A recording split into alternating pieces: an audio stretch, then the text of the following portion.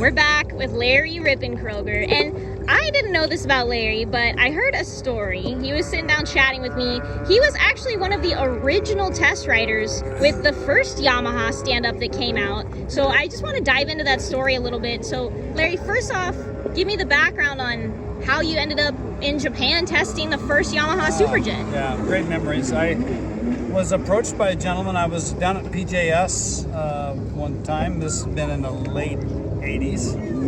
And this gentleman approached me and asked me if I'd be interested in doing some test riding for a prototype watercraft. And I said, sure, and we exchanged numbers. And fast forward to a short time later, I'm on a flight to Japan with this gentleman who I find out is working for Yamaha.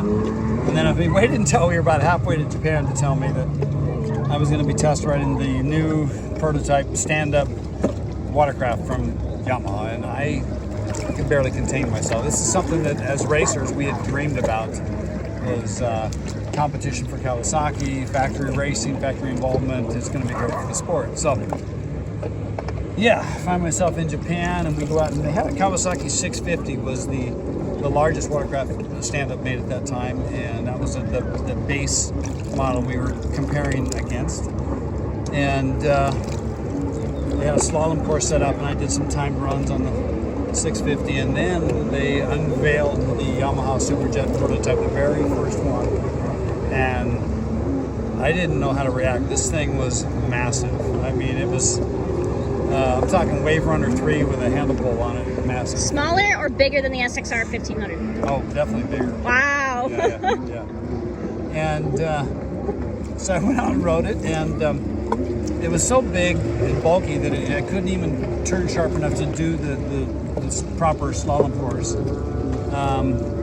But it's amazing that something can start off, I don't want to say that far off the mark, but that big. And they kept honing it down, and it took them a long time. And I learned a lot about the Japanese culture and the honor system and why they couldn't make massive changes too quick, because it would be an insult to the original designer. But over the course of the next year and a half or so, we finally ended up with the first squarenose SuperJet, and that was great, because every time I flew back to Japan, I knew it would be better each time, and I knew we were getting close. And then when I got there and went out on this prototype squarenose, and it did what it was supposed to do, and it was like, okay.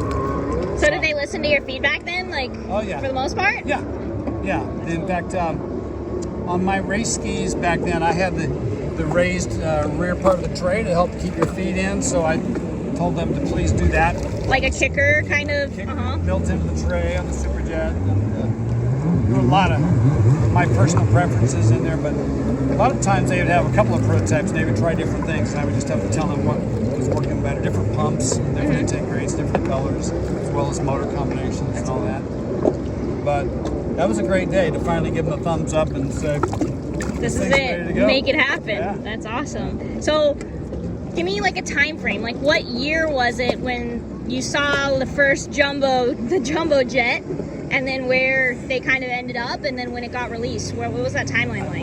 I think the squarenose SuperJet came out in 1990, if I recall. So I had to be testing probably 87, I'm going to say. Okay. It's probably the first time I tested, because we ended up being behind schedule because of all the changes and the size and all that.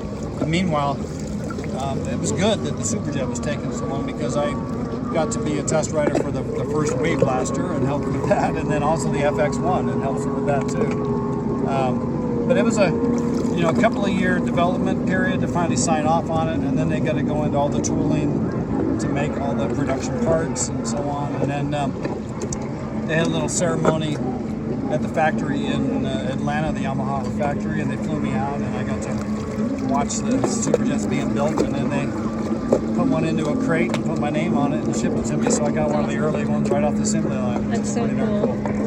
So then my last question is, like, you were there for the beginning. Like, you were there for the first one that came off the assembly line. You were there when they were making it. Yeah. And now here we are, and you're trying their newest creation.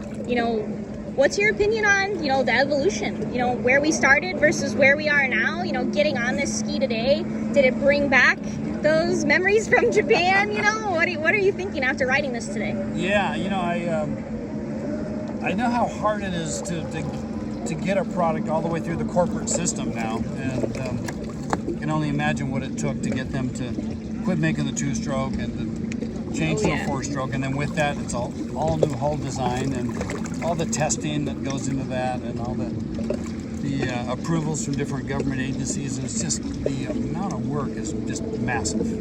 So hats off to Yamaha for doing this. It's no easy task, and I like it.